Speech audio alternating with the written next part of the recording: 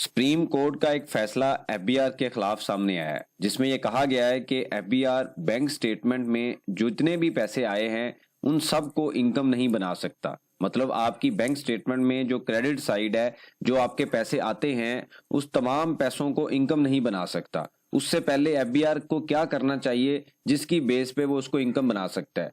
वो पैसे जो आपके अकाउंट में किसी से लोन आया और आपने बाद में पे कर दिया, किसी से आपने एडवांस लिए बाद में आपने पे कर दिए, किसी से आपने पैसे लेने थे आपके अकाउंट में आ गए, तो क्या ये तमाम चीजें इनकम है? इसके ऊपर टैक्स पेयर ने टैक्स पे करना है। इसके ऊपर सुप्रीम कोर्ट का एक डिसीजन आया है, जो आज के इस लेक्चर में हम इस कॉन्सेप्ट को स्टडी करते हैं। आप देखें प्रैक्टिकल अर्निंग, उसमें हूं फहीम महबूब।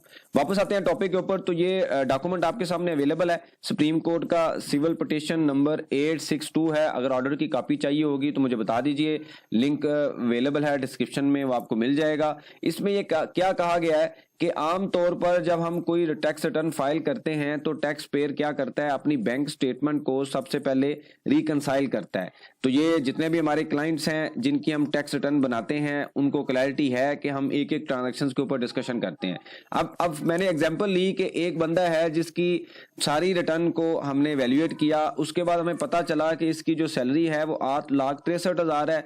इसने जो ये क्रेडिट साइड है, इसकी टोटल जो क्रेडिट साइड है वो 1.4 मिलियन है। तो क्या टैक्स पेयर ने इस 1.4 मिलियन के ऊपर टैक्स देना है? बिल्कुल नहीं देना। क्यों नहीं देना, अभी हम समझ लेते हैं। कि इनकी सैलरी है 8,63,000, इन्होंने थोड़े थोड़े पैसे निकलवाए पूरे साल में 5,28,000, कुछ बैंक चार्जेस थे, ये डेबिट है, ये साइड क्रेडिट है जो आपके अकाउंट में पैसे आए, और ये डेबिट है जो आपके अकाउंट से निकले हैं। उसके बाद कुछ इन्होंने लोन लिया और ये इतना पे कर दिया, तो नेट लोन जो होगा वो इनकी लाइबिलिटी होगी, टैक्स रिटर्न में एज ए लाइबिलिटी शो किया जाएगा। उसके बाद कुछ इन्होंने पैसे निकलवाए और कैश इन हैंड में ले गए।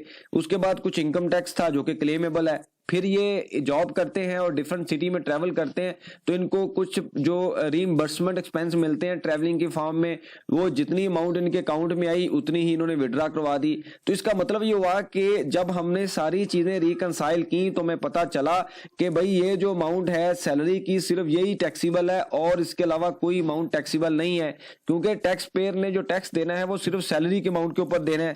अब टैक्स वाले क्या करते हैं? टैक्स वाले इस अमाउंट को रिकंसाइल करते हैं आपकी टैक्स रिटर्न के साथ। तो वो करते क्या है, bank statement versus tax return. जब टैक्स रिटर्न में आते हैं तो आपने सैलरी शो की होती है 8,63,780 रुपए तकरीबन, लेकिन बैंक स्टेटमेंट में टोटल आ रहा है 1.4 मिलियन। अब यहां पे मुझे कहते हैं नहीं जी आप इसके ऊपर टैक्स दें। तो यहां पे सुप्रीम कोर्ट ने ये कहा है कि जब तक आप सारी इंफॉर्मेशन को वैल्यूएट नहीं कर लेंगे, चेक नहीं कर लेंगे, ऑडिट नहीं कर लेंगे, उससे पहले आप टैक्स पेयर को इस तरह की कोई बात नहीं कर सकते। इस ऑर्डर को जब आप पढ़ेंगे तो डीसी ने, जो डिप्टी कमिश्नर था, ऑर्डर पास किया, कमिश्नर अपील ने फिर उसको फेवर दिया डिपार्टमेंट को, ट्रिब्यूनल में गए तीसरे फॉरम पे, तो उसमें कहा कि नहीं, ये पहले डेफिनेट इंफॉर्मेशन होनी चाहिए। डेफिनेट इंफॉर्मेशन का मतलब ये है कि जो डीसी है प्रॉपर उसका ऑडिट करे 177 के मुताबिक और देखे क्या बैंक स्टेटमेंट में जो क्रेडिट साइड आ रही है वाकई इनकम है। अगर वाकई इनकम है तो वो टैक्स चार्ज करेगा, अदरवाइज हवा में कोई बातें नहीं कर सकता। एटीआईआर यानी कि ट्रिब्यूनल का जो फैसला था वो टैक्स पेयर के फेवर में आया, ये मैटर सुप्रीम कोर्ट पे गया। सुप्रीम कोर्ट ने भी यही बात की है कि बैंक स्टेटमेंट की सारी ट्रांजैक्शन क्रेडिट साइड इनकम नहीं है। अगर डेफिनेट इंफॉर्मेशन नहीं है तो उससे पहले टैक्स पेयर के लिए आप कोई ऑर्डर पास नहीं कर सकते। अगर आप ये चाहते हैं कि सारी चीजें चेक करें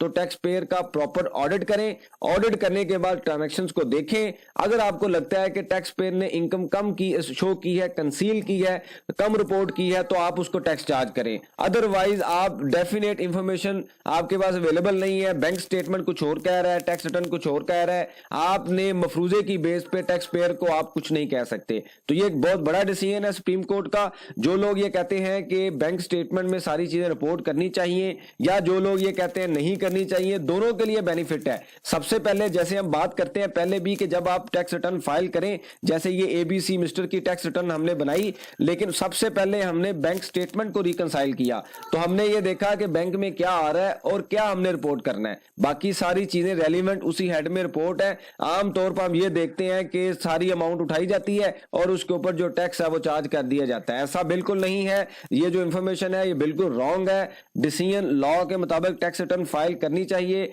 अगर आपके पास ये अपडेटेड नॉलेज नहीं है तो आप इस ऑर्डर को पढ़ सकते हैं। इसके अलावा कोई भी आपके पास सजेशन हो, क्वेश्चन हो, आप मेंशन कीजिए, इसके ऊपर हम डिस्कशन करेंगे ताकि जो लर्निंग का प्रोसेस है कंटिन्यू रहे। बहुत शुक्रिया, जज़ाकल्लाह।